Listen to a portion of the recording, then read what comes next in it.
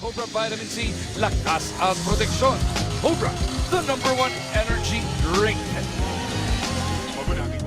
Dun sa may labas, sa may top kaki, talagang pinapantay sa may shaded area. Banchero, Chris on the attack. Goes to the right hand. Nice flip by Chris, and Alaska is back ahead. As we leave you with another look at that penetration and layup from Chris Banchero. Some 30 points gained dyan. Banchero with a basket plus a foul. And we had a short graphic on him. Yung kanyang happy passing the ball. So 7 points and 4 rebounds para dito kay Banchero.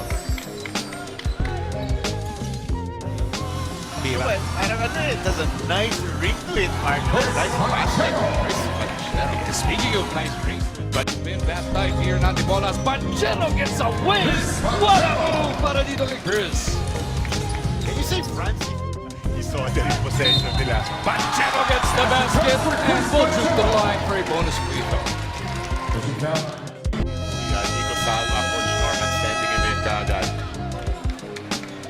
Alaska now building an 8-point lead with here in Antipolo nursing that injured hand.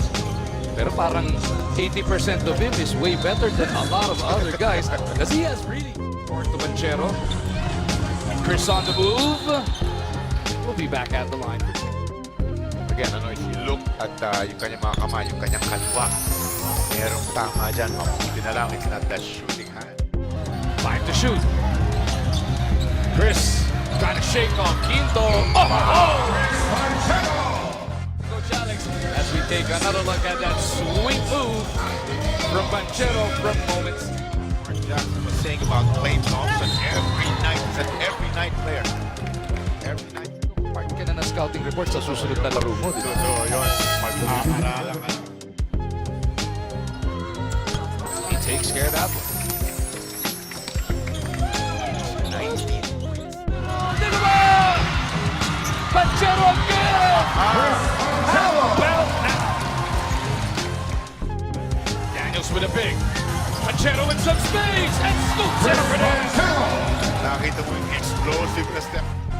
They need to heave this. Nabitawan pa. And that'll do it. The Alaska